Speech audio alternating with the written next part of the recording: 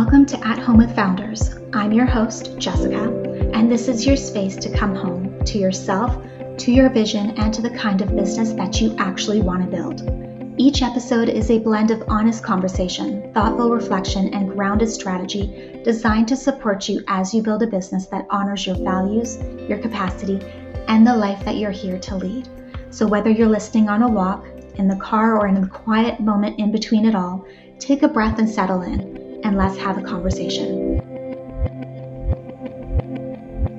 Welcome back to another episode of At Home with Founders, the podcast where we sit down with the women building businesses, brands, and lives on their own terms. I'm your host, Jessica, and I am so glad that you're here. Today's guest is someone who has built a business on a simple but powerful idea that every event should tell a story, and that story deserves to be told boldly, beautifully, and without apology. Laura Ritchie is the principal designer and CEO of Grit & Grace, Inc., a nationally recognized luxury event design and wedding planning company with over 15 years of experience. She is known for pushing envelopes, creating experience-based wow moments, and designing events that are a true reflection of her clients, full of color, full of pattern and soul. Laura leads with kindness and honesty, speaks on panels alongside of the top publications and boards in the industry, and has built a reputation where people come in as clients, but they leave as friends.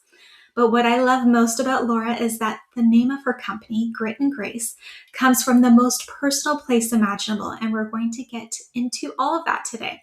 So grab your cup of coffee or tea and let's get into it. So welcome, Laura. I'm truly honored to have you here today. But before we dive into your journey as a founder, your story, everything that you've built along the way, let's start somewhere a little bit more personal. So if we were fortunate enough to be face-to-face in person, sitting on a couch together with a cup of tea or coffee, what season of life and business does this feel like for you? Wow. Well, thank you for having me, first of all. And what an intro. Put that on my gravestone. That was so magnificently said. I'm sweating and a little blushy with all those kind words. Thank you. And what a great question to start with. What season am I in? Yeah, so I actually think this is year 17, if I was counting correctly, but I'm not really a math girly. I'm more of a shapes and colors person.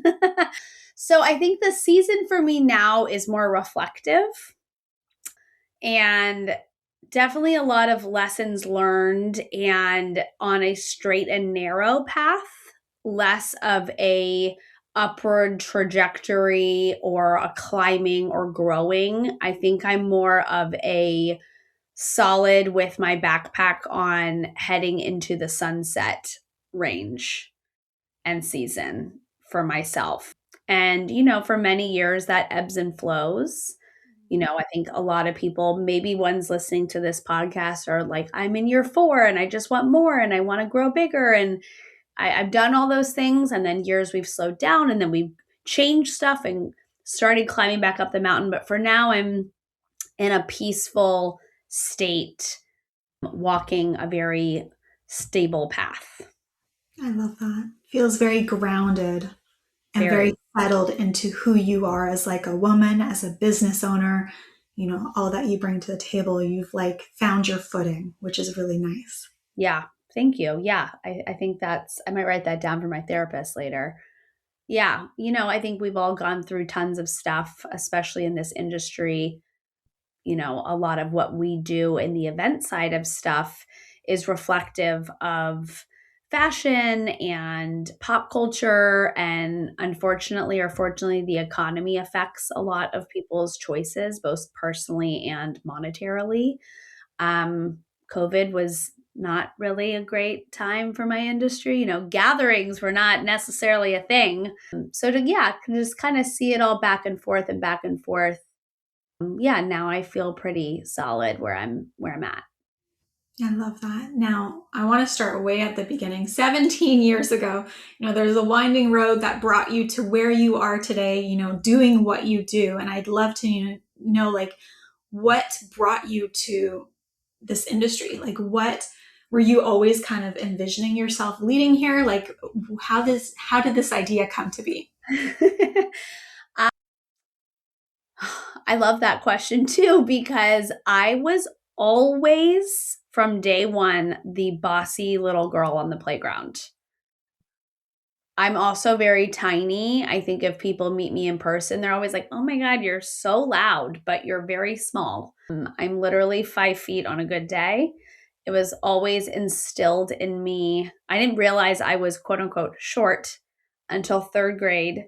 Derek Rosen came up to me in our third grade classroom and was like, "You're short," and I was like, "Ew, oh my God. Okay, well, you still have a crush on me, and I'm just going to be louder and prouder." And so I've always kind of been that person, very boisterous and loud and opinionated. I think that's the firstborn daughter fire sign in me.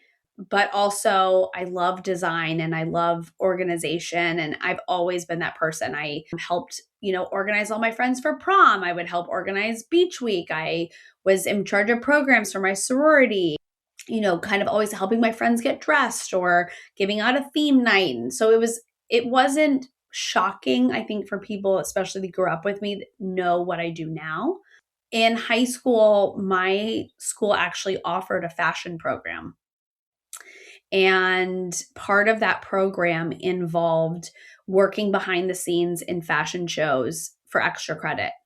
And so I grew up outside of Washington, D.C., in McLean, Virginia. I went to Langley High School, yes, next to the CIA building. Our campuses actually touch. So very fun / interesting / very cool group of kids to go to school with. And we would go to DC after school and work in these fashion shows, work behind the scenes, and I would dress models for extra credit. That moment behind the scenes of the buzz and the hustle and bustle, the wearing the headset, watching something that you've worked on. I didn't design the clothes, obviously, but physically creating something that people could experience immediately lit a fire under me. And I loved the story of and history, fashion and fashion merchandising, and how that kind of all works in the sociology and psychology behind how people experience things like clothes or like design on a day-to-day basis. And so I went to college to major in fashion and marketing. And halfway through college, again, just to age myself a little bit here, in between classes, we would watch TLC's A Wedding Story. If anyone can just giggle with me. And then after that was A Baby Story, which was shocking. And I was like, I think I'm going to be a wedding planner. I think that's actually the mix of I can be bossy. I love logistics. I love people. I love getting to know people. And then I love design. I love creating something that people can experience. And instead of it maybe being fashion and a collection of clothes for the season, what if the show, quote unquote, is actually someone's wedding day? What if I'm producing it to be a production like that? And so senior year in college, your final year-long project is to create a business. A lot of people did a Michael Kors store. Again, aging myself, chunky necklaces and all.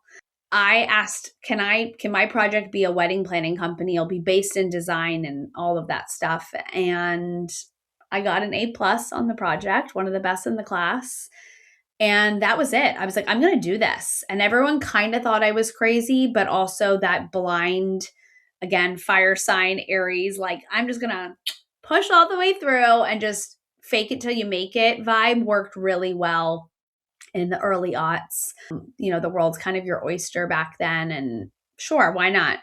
I worked in hotels for a couple years. I did catering for 4 years. As Martha Stewart said, it's the hardest job in the whole world.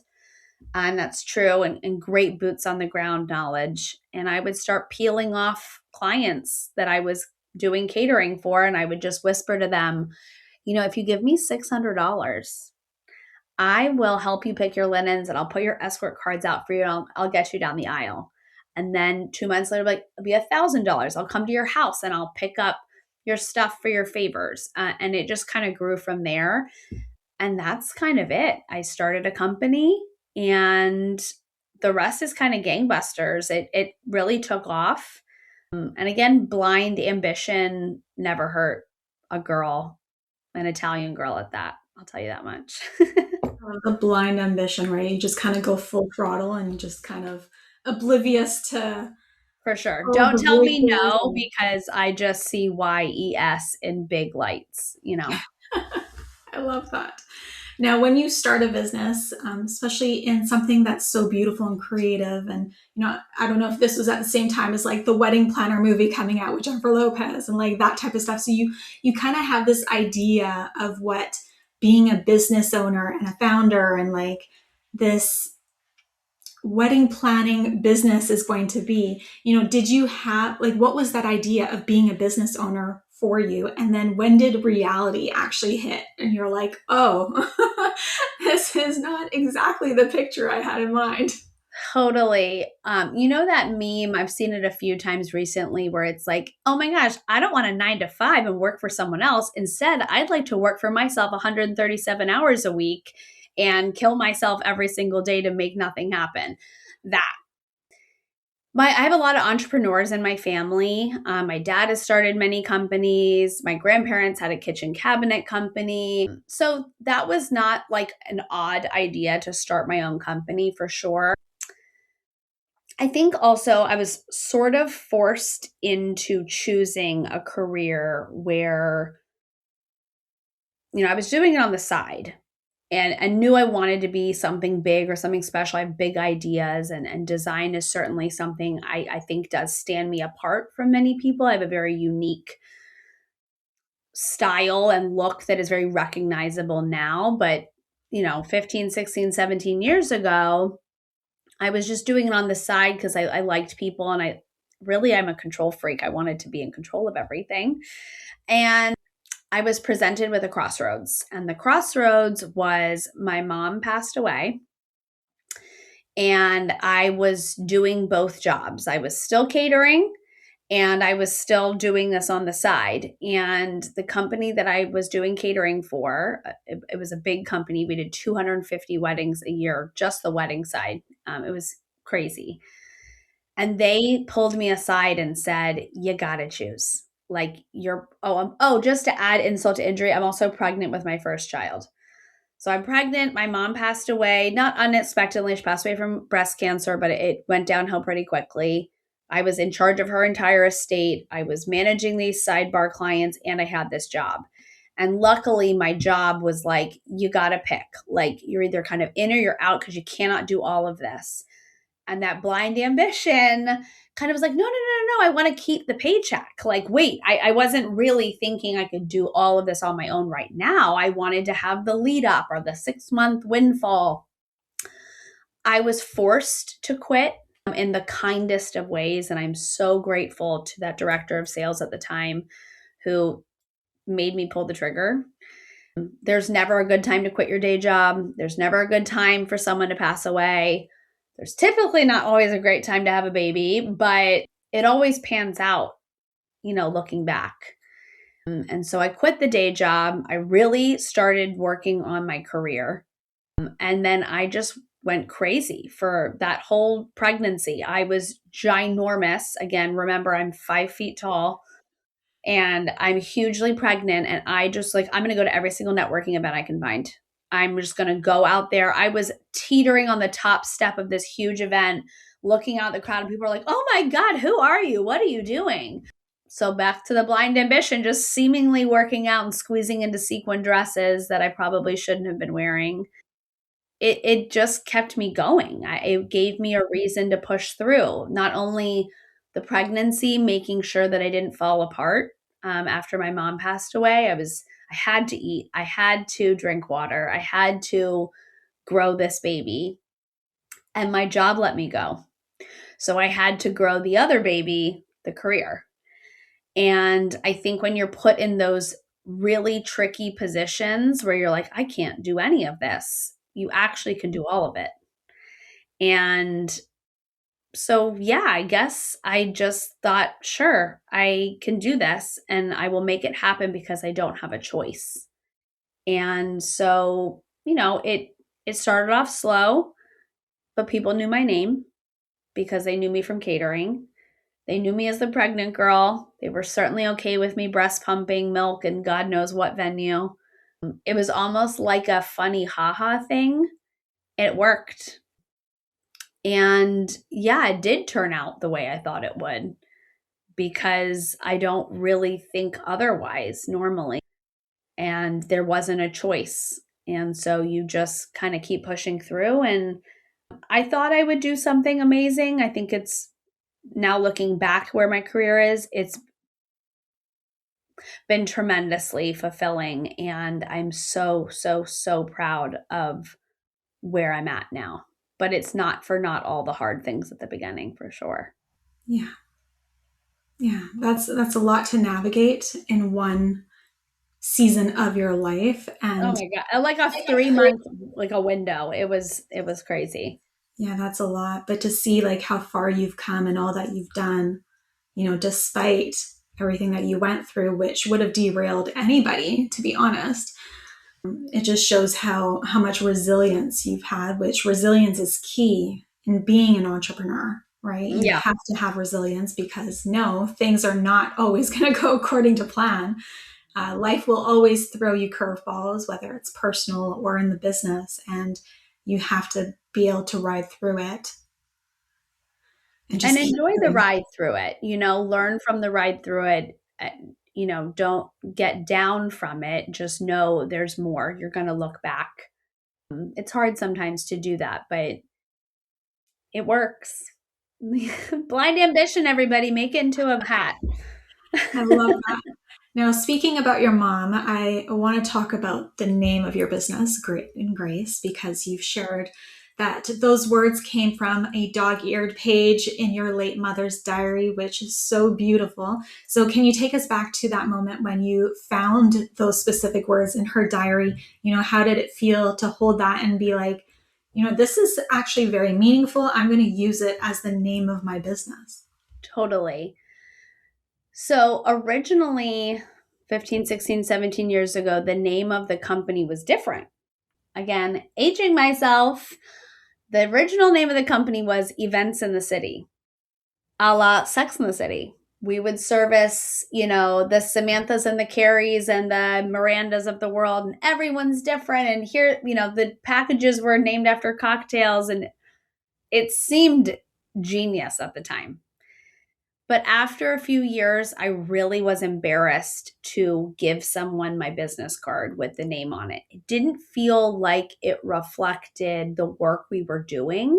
It seemed reflective of the environment and not reflective of the person doing all the things. And I think that's a part of any company, especially if you own it.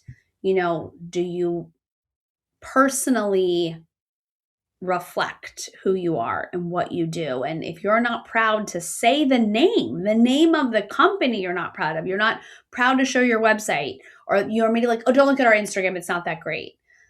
Those are red flags on your own frontier, right? So it felt like it was time for a change. And I had kind of gotten the gall up to read her diary. If I know her at all, and I think I do, she wrote the diary for me to read, if that makes sense. There was maybe only 15 to 20 inserts in there. It was really written the last few months of her life. There's a lot of things, stories, and recalls in there that I think she wrote for me to read on purpose, which is also very meaningful in and of itself. It doesn't say that in her diary at all, but it certainly, it feels like something she would have done. And in there, she said, I would like to live the rest of my days with grit and grace. And I, at the time, was like, holy moly.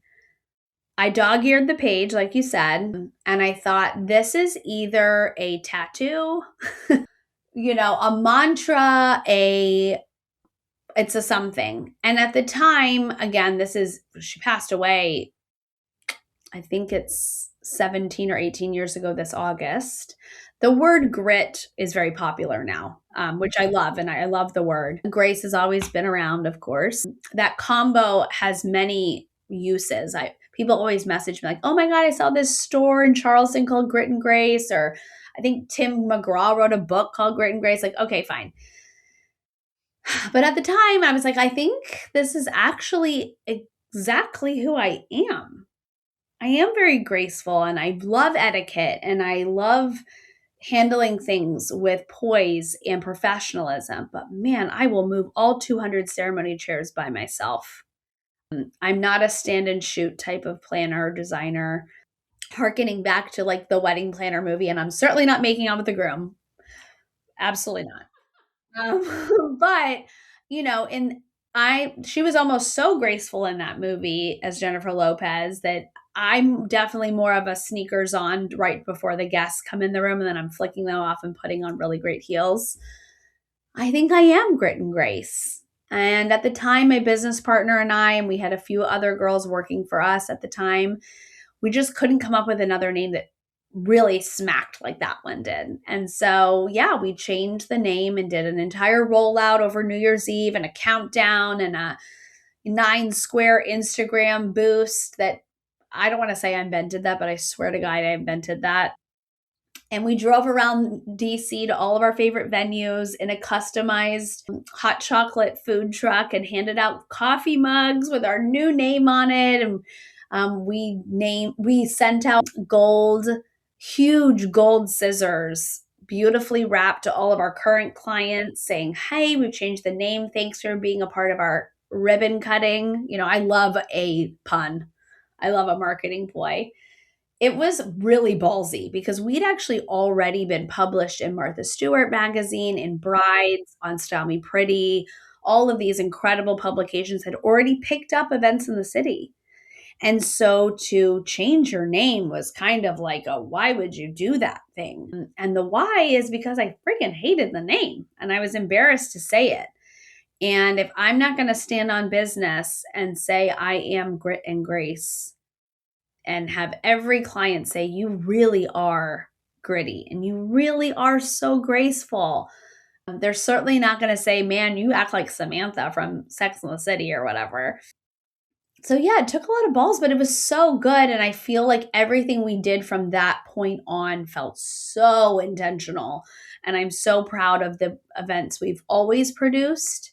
But man, it really felt like it was sticking at that point. And I think when you are what you preach and you are what your name is, it only produces the best work across all industries. I totally agree with you. Like, if you're not proud to say your name or to direct them to your website, your socials, whatever it is, that's a huge red flag. Like, I had a business name before, Haven Oaks, and I got to a point where I was like, I don't want to like say this. Like, it just doesn't feel right anymore. It just doesn't work. And it's so fluffy. And I'm just like, bleh. You have to change it. You have to, otherwise, like, it affects your business on so many more levels than you become aware of. Mm-hmm. Yeah. I mean, I hate when people say, oh, don't go to my website. It's really dated. Or, oh my gosh, my Instagram's not even updated yet. You shouldn't even look at it. I'm like, why are you even outside of your house right now? Like, that's all you have. That is your storefront in most cases, especially with the decline, unfortunately, of brick and mortars or in an industry like this. You have to be the most proud. You have to be your biggest fan. I'll post stuff and then I go back and I'm watching it 600 times because I love my own stuff so much. And so, yeah, be your biggest fan and be so proud of those items. And if it takes time to update it, do it. Don't delay anymore. Absolutely. Now, your brand, you've kind of touched on this a little bit. It's a very specific, unapologetic point of view, maximalism and pattern on pattern and more on more, like, there was probably a time that you second guessed, that voice, the industry isn't so much like that. So I kind of want to know, did you ever feel like you needed to maybe dial it back, or maybe you felt like it wasn't the right move or the direction that you should be going in because it was just so left field toward compared to what's normal in that industry. So how did you bring yourself back to your vision and what you actually intended? Yeah, I think our industry, again, is very reflective of what's going on in culture and fashion. When millennial pink was so big, it was big in the wedding industry. When shabby chic was a whole thing, both for homes, cottage core vibes, it kind of just gets renamed over and over again in different modes. We did that as a company too. I mean, someone told me a long, long, long time ago, you should rebrand every 3 years, which is so intimidating. But in an industry like mine, where I'm reflecting and trying to showcase to people that want to be of the times, that want their wedding to feel like this or be like that or be who I am or they are, then yeah, you kind of need to keep up with it. But there were certainly years in the beginning where we were being more reflective of a shabby chic vibe, or the colors and the tones were definitely more muted or more clean lined. There's a lot of planners and designers that have a very black and white and gray tone monogram and who they are, so they can play off of different clients easily, which I agree with completely. It was definitely when my business partner decided to step away. She had some family things going on. I had another business partner and another employee, and we just kind of kept growing. And I personally was feeling this push to kind of create more interesting moments at events, not just color. I've always liked color. I was always mixing things and kind of adding in additional patterns. But the more traction I got and interest from people of, oh, I would have never put light gray and burnt red together. That looks so sharp that I didn't think about that. To me, it seemed like, well, that's not even like that crazy. But okay, at the time, it was a little out of the box. And I started doing a lot of escort card displays, which is something I'm very definitely known for now. And I think that's certainly taken off in the industry more. But, you know, 15 years ago, people were just putting cards on a table. Bob and Sue are sitting at table 4. I kind of was like, well, this is a fun moment to do something crazy, kooky. Like, let's have a maitre d' standing there and we're pulling it off a trellis wall. Like, that's not that crazy, but like, that's a little crazy. Like, that's more unique. People were kind of getting excited about it, which made me feel like I'm not just churning and burning stuff out. I was digging into people's stories, what's important to them, and how can we create a design moment, almost like an art installation, and make this part of cocktail hour and add in some wink and fun that, maybe didn't cost $100,000 to do. It was a low lift experiential moment. And leaning into some of that stuff felt very me. I love a wow. I love a gasp. I love a, oh my God, I can't believe you thought of that. And people are taking pictures in front of it. And so that certainly helped build up my confidence to be more and more and more and more and more. And yeah, I would say the last 5 to 10 years have certainly produced some of the most fun and viral and exciting moments. And I will never repeat any of my designs. I will never repeat an escort card installation, though I love that people like to copy it in certain realms. I hate that people copy it because that was actually a story from someone's life, not just because we chose to do Himalayan sea salt shot glasses with tequila in them. That was actually something that they cooked with in their kitchen, and they loved cooking together. And so, we talked about what they like to cook with. And at the time, millennial pink, Himalayan sea salt shot glasses, I had found that they loved that. We pulled it into the design. We had them calligraphied. It went viral. It was on Style Me Pretty. And then now you can buy those on Etsy by 40 other artists. And that's so great. It's fine. But that really was their story. And so for me, it was that connection point of pushing the envelope, and telling a story the way I want to tell it in a fun way. And it always serves me so well. And it serves my clients even more because it's who they are. And isn't that the point, you know? I love that it wasn't like just an aesthetic thing. It was something that was actually deeply meaningful, which is what a wedding day should consist of. Always, Right? always. I love that. Now, let's talk a little bit about being the creative force, the one, the visionary, the one with all the ideas, and someone who does all the design aspects, and being a CEO, which is a very different hat. When did you have to make that shift from just being a wedding planner, a designer, the creative force, to now being a business owner and a CEO of a thriving business and team? And what was the hardest part of growing from that to now a leader? Yeah, great question. I think delegating is super important. I've always had incredible support and business partners and employees and teams of mostly women. Hell yeah. That recognizing someone's role and what they're good at is so important. Like I said, I'm not a numbers girly. We always have someone on our team that is doing the bookkeeping or accounting and putting programs and processes in place to manage the things I don't like, because you can't like everything being in charge.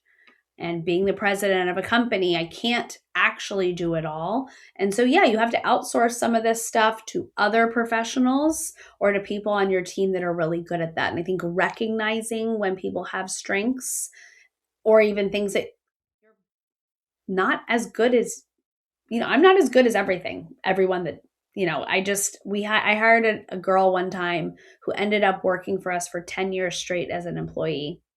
And I said to her, "You are actually better at all of this than I am. Come work for me." And she did. And she worked for us for over 10 years. And it was the best hire I've ever had. That's amazing. I love that. Yeah. It's not common these days to have somebody stay with you for that long.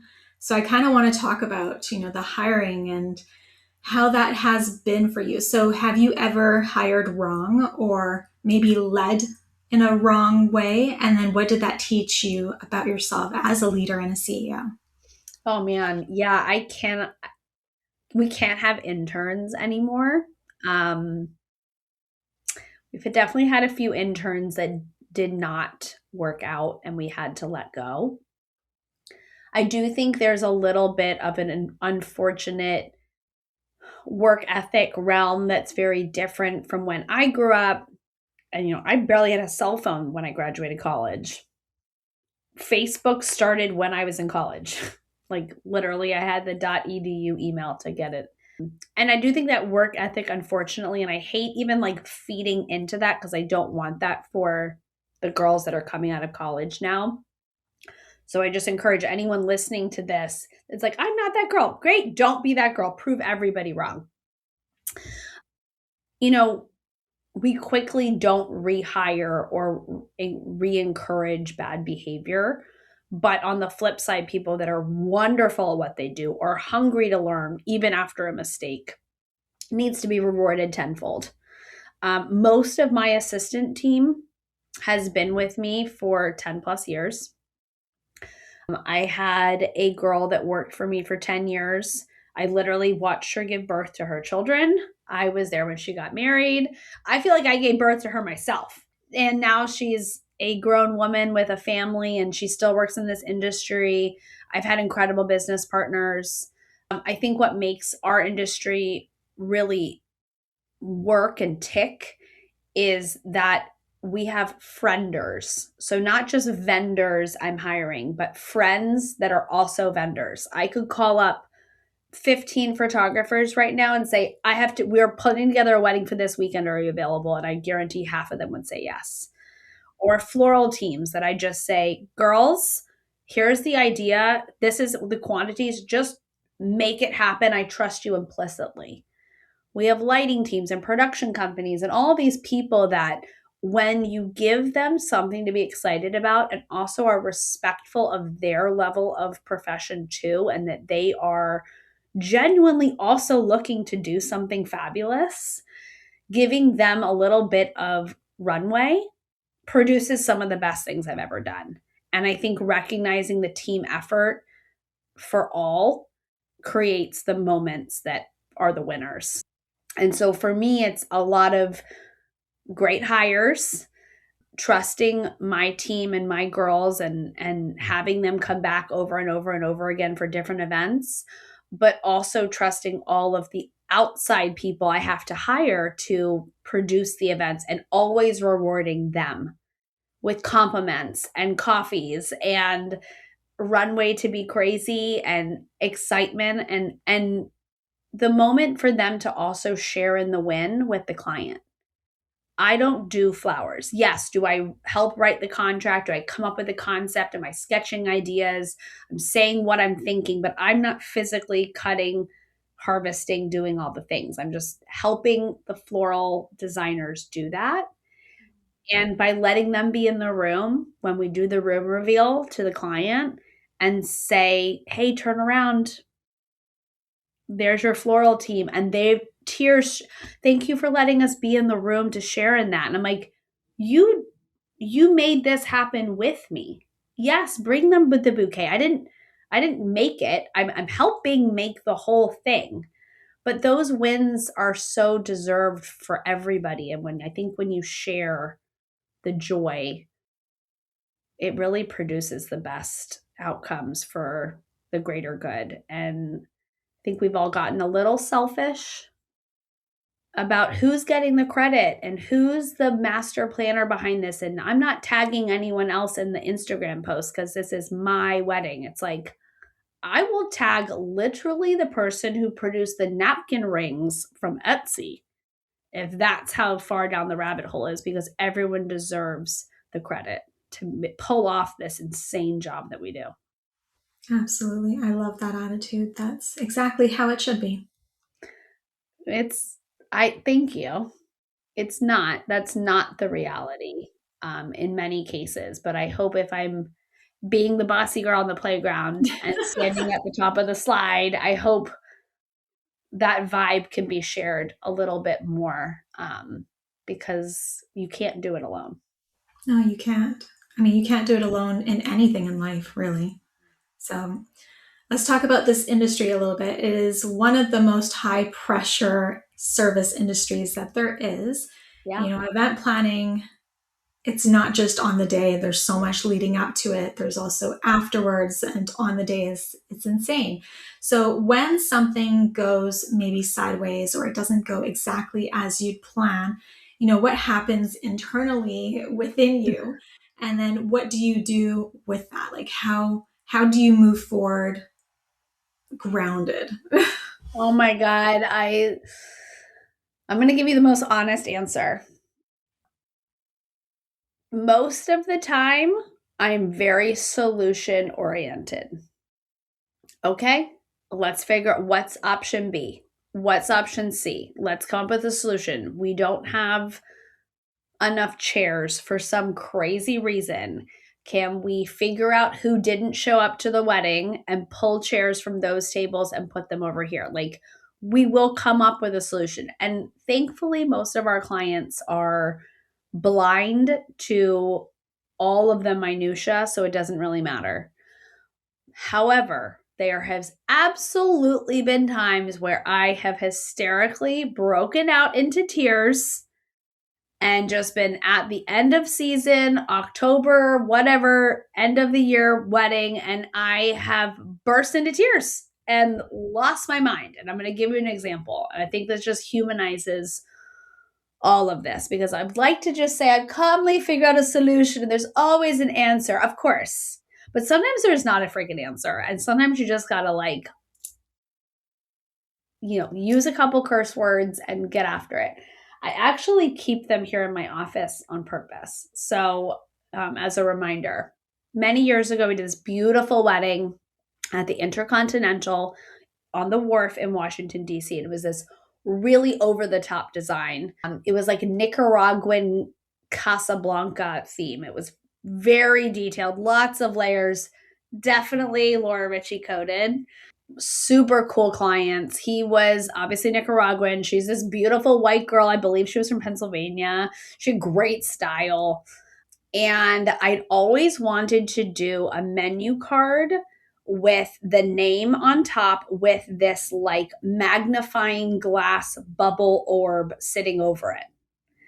And she was totally in, and we were really excited about it. And we found these, I called them blobs, these glass blobs, flat on one side, kind of concave on the concave, concave. What would you say? Like almost like a dome on top. Yeah, good dome. Okay, so it would sit on top of the menu card. Their name then looked bigger when you looked at it. Oh, I was so excited. I found them from China. The bride was like, I'll order them myself and I'll just ship them to you. And I said, okay, whatever.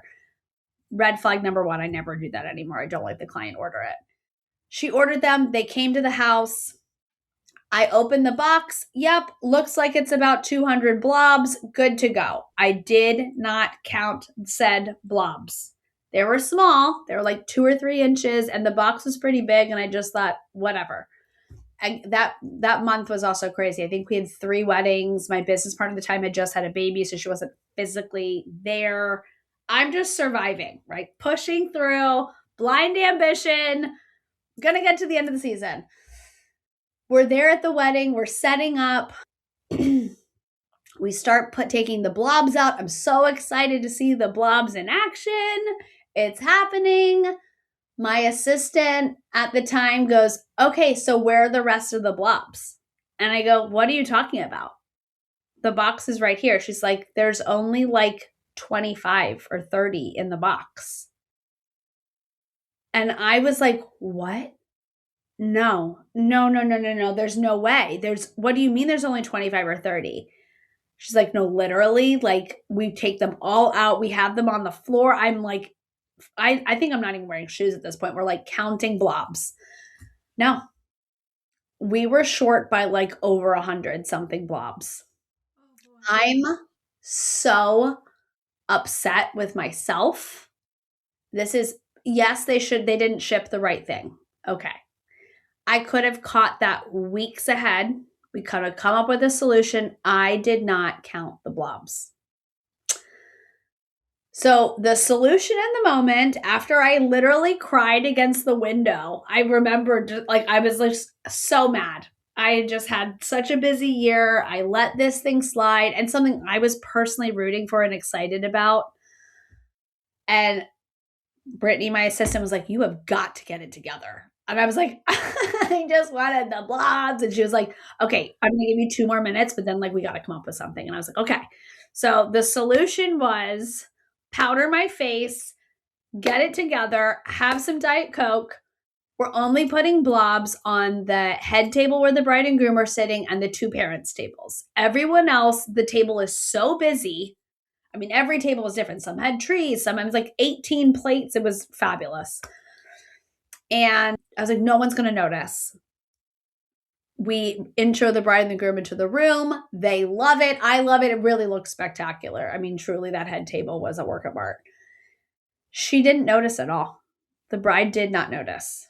Now, I probably would have kept that dirty little secret to myself because it didn't ruin her day. However, she was absolutely owed money by that company because she had paid for it and they certainly skimped her on 100 something blobs. If it was just me, I would have eaten it and not said a word. But honesty is the best policy. And after she got back from her honeymoon, I had a call. I was like, hey, can you talk? She was like, oh my God, what? And I was like, I got to tell you this story. I told everything I just told you. And she was like, I didn't even know. And I said, I know, because when I had the photographer take pictures of every table, I was picking up and moving all the blobs to every table. So you would never have a picture with a missing blob. None of your guests knew the difference. And she was like, that is crazy. And she contacted the company. I think she got the refund on the missing blobs. But I have the missing blobs and like the leftover 2 or 3 in the stupid box. It is still in my office. And every time I clean my office out, I look at that box and I'm like, blobs. But it's such a good reminder we're not perfect. And yeah, you got to count and count twice and double check stuff, and stuff happens, and it's certainly how you handle it. There is always a solution. But no, I'm not always gracefully paying somebody off. There was no extra blobs to be had in the moment. And so yeah, some tears, a shot of Diet Coke, and coming up with something is usually where I'm at. Funny because, like, people listening in that aren't in the industry, that don't fully understand the level of detail that goes into planning these extravagant weddings, would have been like, who cares? Right. Like, why are you getting so upset about these little blobs? Like, just leave them off the table. It's not going to, like, Totally. do anything.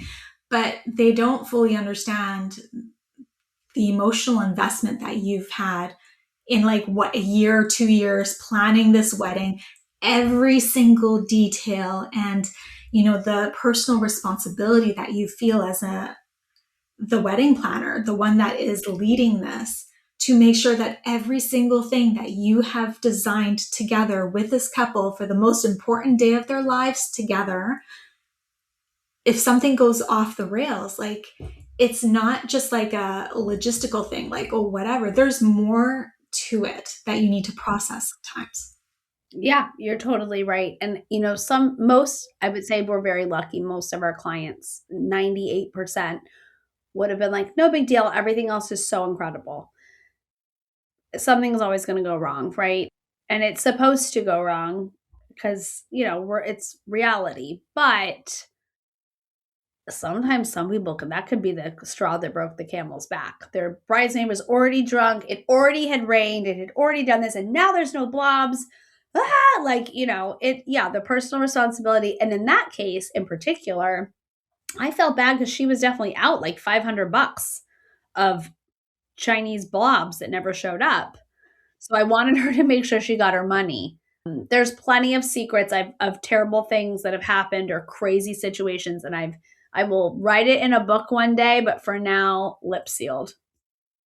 Yeah, absolutely. Now, what was one business mistake that you made very early on, or at any point really, that you wish every planner that is starting their journey could hear, so that they don't also have to learn it the hard way? Oh man. On a behind the scenes level, I would say, get a bookkeeper and a really great payment process started from the jump, even if that means your paychecks are $1,000. Start early. Don't just say, oh, I'm barely making anything. I don't need to have, you know, a proper bank keeper or someone doing actual accounting for you. If you start it as soon as you start the company, it gets easier and easier as the bigger numbers come in. We definitely had someone, but it wasn't properly really done until like 5 years in. And I would have loved to have more structure on the back end from the beginning. The other thing I would say is the minute you feel in an intro call with a client or even mid planning that you are being treated unfairly, that you are uncomfortable, or that you feel like this is a level of abuse, you need to walk away. It will never get better. There are some people in this world, especially when you get to the level monetarily that most of my clients' weddings are, where typically the parents are involved in the wedding because we're talking about multi-generational money, that this is a production, this is to showcase their family. You cannot be treated poorly. I think a lot of people in a service-based industry, oh, the clients are right. We got to do whatever they want. You really don't when you're in my role. Typically, most of my clients, I'm working for them for 12 to 18 months. If you get the ick on phone call one and they say, you're going to think this is crazy, but they said, I'm a bridezilla. My mom is crazy. Oh, my dad is going to be all up in it and he's a lawyer. I immediately Now I literally say, I'm so sorry, I'm not available for your wedding. Scary. Those are not funny comments to me. That is not how I want to live the next 18 months. And years ago, I'd be like, oh my gosh, I'm so excited about the design. It's going to be amazing. Oh, I can win over your dad. No, you can't. He is not interested in working with you. He wants to be right. He wants to have his win and his discounts. And yeah, I've just been put in so many awkward situations where I knew deep down, gosh, this is going to be awful. And I pushed through to the point where, I've had to go to therapy from a client before. That's not normal. And it's certainly not worth the money. And let me tell you, they don't remember you after the wedding, and all you will remember is how terrible they made you feel or how awful situation A, B, and C was. And then lastly, I would say my biggest lesson is don't let your life pass you by while you're making someone else's life celebrations happen. I had 2 kids in the beginning of my career. Like I said, I was pregnant and working the room, and I wouldn't change that necessarily, but there was many times I have picked a wedding or done a wedding on a birthday or missed a kid's X, Y, and Z, or was gone for 11 weekends in a row producing people's weddings whose names I cannot even remember. And I miss out on my life because this job is Saturdays and Sundays and Mondays and Tuesdays and Wednesdays and Thursdays. And though it seems flexible, that wedding date is not flexible. And I missed out on a lot. And I would say that was when that was like the beginning and the trajectory of the company, and you were just kind of hungry and climbing the ladder. And I get that. But I regret choosing my job sometimes over being more present with the things and the people that make my life tick. And so now I don't take weddings on holiday weekends. I don't take them over certain weekends where I know my kids have sports. I won't do my birthday. I won't do 4th of July. I won't do anything in January. Like I've really come down. 52 weekends is not for me. And that's not probably for everyone just yet, depending on where they're in their career. But if you're questioning, gee, should I really take a wedding on my kid's 5th birthday? No, it's not worth it. There will be more weddings. There will not be more 5th birthdays. Yeah, 100%. I love that. So let's leave that on a wise note. So that is a wrap for today's conversation. Laura, this conversation has been everything that I personally hoped that it was going to be, super honest and real and genuinely just inspiring. So what strikes me most is that you didn't just build a business, you built something that carries the deepest meaning, honestly, for your clients, for your team, but also for the woman whose words you carry with you every single day. So thank you so much for sitting down with me and for being so open and reminding us that, what it actually takes to design a life and a business that is completely unapologetically yours. So to our listeners, if this conversation moved you, share it with a woman who's building something. And, that's how we grow this community. So until next time. Thank you.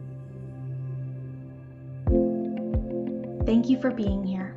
At Home with Founders is more than a podcast. It's a space for thoughtful, intentional women building businesses that are meant to last.